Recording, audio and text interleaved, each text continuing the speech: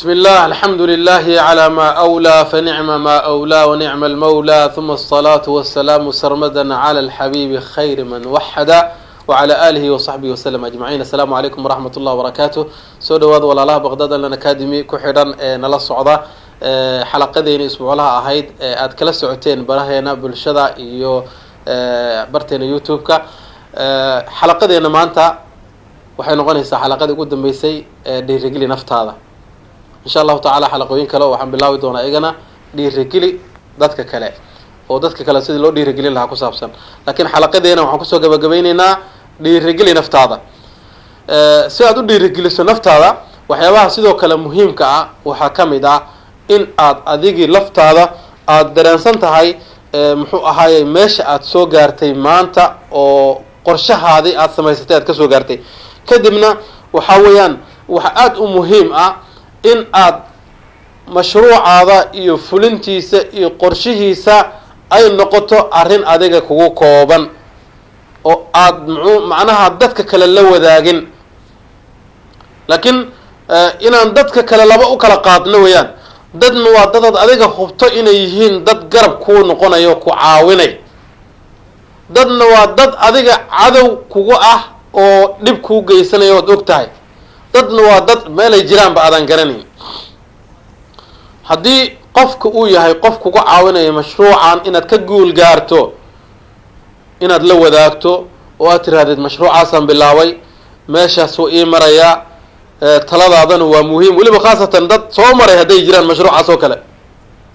dadka muxuu ahay مثلا qofkan jaamacadu raba inuu bilaawo qof jaamici ah ama master haysta ama doctora haysta inuu qofka la tashto oo uu sheego yiraahdo niyo jaamacadan bilaaway adoo dukaanlo ku ogaay oo iska shaqaysanayo ganacsiga iska marka dambe waxa tirinayo aniga ganacsigaan oo kaliya mar rabiye inaan wax bartaan go'aansaday dugsiga sare waagi hore waati aan dhameeyay duruuf ay gashay dhaqaale raadisaan galay laakiin hadda waxaan go'aan ku gaaray inaan jaamacada bilaawo marka taladaada ayaan u baahanahay waxa weeye dhiirigelin fara badan buu ku siinaya macnaha ka helaysa iyo wadooyinka aad mari lahayd iyo caqabadaad la kulmi doontay sidaad ugu gudbi lahayd laakiin sirtaadaas qof walba lama wadaagays dad waxaa jira bani aadanka waliba waa dadka noocyada u badan yihiin ku niyijibinay mashruuc markaad bilaawa tiraahdo mashruucaasan raba inaan bilaawoba waxay kugu bilaawayaan erayo ku niyijibinay erayo dhaawacaya qalbigaaga iyo hamigaaga dhaawacaya kugu bilaawayaan waliba khaas ahaan haddii mashruucaada mashruuc weyn u yahay يعني قف كان هدو إلى هذا مشروع وين وحن ربا إن نقد شركة كلوميسية وين سومالي إن أبورون أساسا ربا هدو قف كير هذا ما قاي شركة كلوميسية جرت هرتابا لقود دالي وحاس وقت أسكالو منين بدا واقع سنتهاي بضعك لما مداها دوما قالي واي طبعا عذر الدار ودوين كنان كاسو حيري سبو كوكيني سيدا درت حديث رسولك عليه الصلاة والسلام هو أرميهنا أكاشتا قرنتا يعني أمورا إناد سميسان ربطان أكاشتا إناد قرسان أو تسر إذن أهاتو عدوال بهالله وذاقنا هذيك الوكو نيجبنا يعني وحي أديك إناد بالله وذربتي مثلا قف واحد اسكتها هاي اسكتا قالير وحي ترينيه مشروع عن ربائنا بالله طبعا كنا دولار كوكاعيس لواتن كنا كوكاعيس كنتنا كوكاعيس وحكو له لواتن كنا انتاك كينيس واحد عنتاد بالله عسانتها هاي هذه الله عقوقة آمنة dadkan lacagta iska dhiibaan oo aad u malaynaysaa iyaga faa'iido ay raadinayaan bangiyadan haday lacag aad ka qaadatid wallahi iyagu ma ka faa'iido wax ka faa'iideys warna hadda banaanka joogtay ama xabsi ku ururta 10 bilaayo oo adiga aadan ku fikirin ay kugu soo furayaan kadibna aad waxaad arkaysaa gadaal u socdo marka mar walba mashruucad bilaawaysid mar walba aad rabtid inaad ahdaaf gaarto ahdaaftaasi inta ay ka gaaraysa heer aad baahin karto sir ha ku ahaato dadka khaaska ah ee aqoon-yahanada ah ee cilmiga iyo aqoonta khaaska u leh tajribada noocaas oo kala soo maray dadka ehelka iyo asxaabta ah ee talooyin fiican iyo dhiirigelin inaad ka helaysa aad aaminsan tahay kuwaas waa la tashan kartaa iyagana waxay ku siinayaan dhiirigelin maalinta maxaa laga yaababa adoo xogaa inaad bilowdo qorshe ahaa oo ka istaagay inay ku yiraahdaan wadnimo mashruuc ma bilowday ما بلا ورني مشروع فرصة واي ماشي سام فرصة كسو أركي ماشي سام فرصة كسو أركي إن أتكجع بسماعين هوش إن أتبلا وده مهم واي هدي أتربت إن لقى عاوي أنا كعاوي إنه حلقة يا باب إنه يكون نقد الشدال عصب oo macnaha dhiiggaada kusoo biray inuu noqdo laga yaabo. marka aaday muhiim u tahay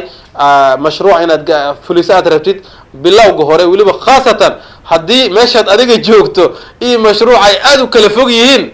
ha iska sheegin haddii kale dadkii caqabadaha badan sameynaya hortaada soo geli doono kadibna way ku niyijibin doonaan kadibna meeshoodaad la joogi doontaa. sidoo kale aad waxaa muhiim u ah si aad naftaada u dhiirigeliso bay-adaada adiga aad ku dhex jirto iska sax dad xaaladooda ilaahay og yahay aan horumarba lahayn hor iyo socodba aanan ahayn haddaad maalin walba dhex taagnaato meeshay joogaan unbaad la joogi meeshay ku dhintaan unbaad kula dhiman. dad hor socod ah oo fikiraya oo mustaqbal ka fikiraya himiladooda ay sarrayso tillaabooyin horey u qaaday haddana tillaabooyinka la gacanta ku haya haddaad la joogtana waa dhaqaaqaysaa meeshii ay gaaraan iyo meel ka fiican baad gaaraysaa. qodobkaasna aad uu muhiim u yahay si aad u dhiirigelisay naftaada ka dhawow bay-ada. rasuulka alayhi salatu salam wuxuu yihi al-insaan waxaa la yihahdaa al-insaan ibnu lbay-a waa xikmad al-insaan ibnu lbay-a bini aadanka bay-aduu ku nool yahay ayuu wiilkeeda yahay yani meeshaasu ka dhashay meeshaasu qaabkeeda yeelanaya meel walba say u taallaa loola yaallaa bay tirahdaa soomaalida. marka meesha aad joogto say u eg tahay unbaad u ekaanaysa haddaadan adiga energy fara badan iyo uusan kugu jirin. marka horeba iska fiiri bay-adaad ku dhex noolaanaysa. sidoo kale waxaa aad u muhiim ah qofka bini aadanka ah nooc walbuu yahay waxaa aad u muhiim ah in oo uu diiwaangeliyo tillaabooyinka uu qaaday iyo tillaabooyinka horey u qaaday. shalay inteen joogay maanta inteen gaaray inteen joogaa yani ma soo dhaqaaqay mas-uuli meeshaan taaganahay. xikmadba waxay ahayd macnaha 1,000 mayl tillaabo ayay ka bilowdaan. qofka inuu 1,000 mayl socdo inuu macnaha 1 kilomitr ka badan u socdo hal tillaabo ay kasoo bilaabataa. hadduusan tillaabada koowaad qaadan 1,000kaas waxba kama jiraan. hadduu tillaabada koowaad soo qaado probabilityga ama suurtagalnimada tillaabada labaada taagan suurtagalnimada tillaabada saddexaada taagan suurtagalnimada tillaabada afaraada taagan suurtagalnimada tillaabada kumaad ayaa taagan. marka qofka waxaa aad u muhiim ah inuu tillaabooyinka uu qaadayo uu la socdo oo uu dib uu fiiriyo muxuu ahaaye aniga iyo meesha aan joogay iyo meesha aan maanta joogo iyo meesha aan u socdo labadaba. qofka bini aadanka noloshiisa waxyaaba aadka ugu qiimaha badan waxaa weeyaan inuu naftiisa la xisaabtamo. naftaada haddaadan la xisaabtamin iyadaa kula xisaabtamayso haddaadan mashquulinin iyadaa ku mashquulinayso. sidaa darteed inaad mar walba isla xisaabtan joogto aada samayso. bini aadanka waxay aad u yaqaanaan kambaniyada iyo isla xisaabtanka ka jira iyo auditing ka samey adiga laftaada auditing isku samey dib isu raac muraajaca isku samey adiga laftaada M&E aad maqlaysaa yani monitoring and evaluation ayuu companyga lagu sameynaya maqlaysaa adiga laftaada monitoring and evaluation isku samey dib iskugu laabo xaaladaada meeshaad joogto iyo meeshaad u socotay haddaadba socotay weeyaan haddaadan qorshe samaysanina ma socotid ogow haddaad qorshe samaysatana waa socotaa meelna waa gaaraysa insha allahu tacaala. xikmada dadka hore idin sheegay gabadhii ninka uu ka hor yimid ee ku tiri niyahow inteed uu ku yidhi walaalay wadadaan intay tegaysaa kadibna ay ku tiri walaalow wadadaan meeshay tegaysa waxaa ka muhiimsan adiga inteed u socotaa. marka wuxuu yidhi hortaydaan u socdaa. waxay tihi wadadaan hortaaday tegaysaa yani qof meel u socda ma tiide meeshay wadadaan u socotaad u socotaay hore u raac. markaad adiga aad qorshe samaysatay oo muxuu ahay adiga aad tillaabadii bilowday inaad muxuu ahay ku samaysid tillaabooyinka aad qaadaysid la socotid si joogta aad ula socotid dhiirigelin aad nafta waxay ku noqonaysaa dhiirigelin. shalay inteen joogay maanta inteen joogaa waxaa weeyaan shalay meeshaad kasoo tagtay baa kuu muuqato meeshaad maanta joogto baa kuu muuqato meeshaad u socotay baa kuu muuqato inaad tillaabo kale tillaabada ku dirto ayaa iyadana insha allahu tacala kuu fududaan doonto.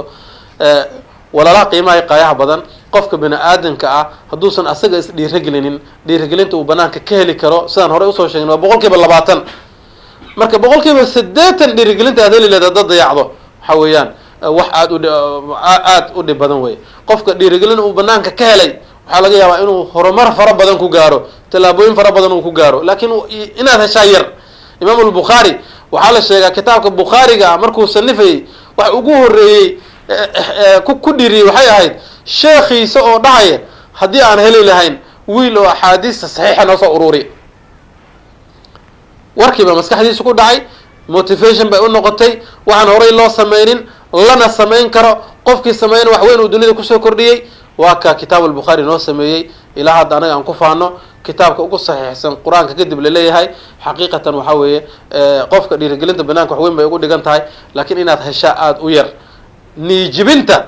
ama ma moral jibinta inay banaanka kaaga timaado aad bay u badan tahay yani boqolkiiba 20 hadii dhiirigelin laga helo maxaa ka dhigan tahay boqolkiiba 8 niijibina laga hela marka insha Allah taala is dhiirigeli naftaada dib u raac adiga kalsoonidaada abuuro mustaqbalkaada abuuro inaad adiga wax walba tahay aamin naftaada aamin rabbigaaga aamin xalaqadeeni intaasan ku soo gabagabeynaya xalaqooyinkeeni dhiirigeli naftaada ahaana intaasan ku soo gabagabeynaya intaan xalaqooyin kale ku kulmi doono aad u mahadsantihiin. Assalaamu calaykum wa rahmatullahi wa barakaatuh.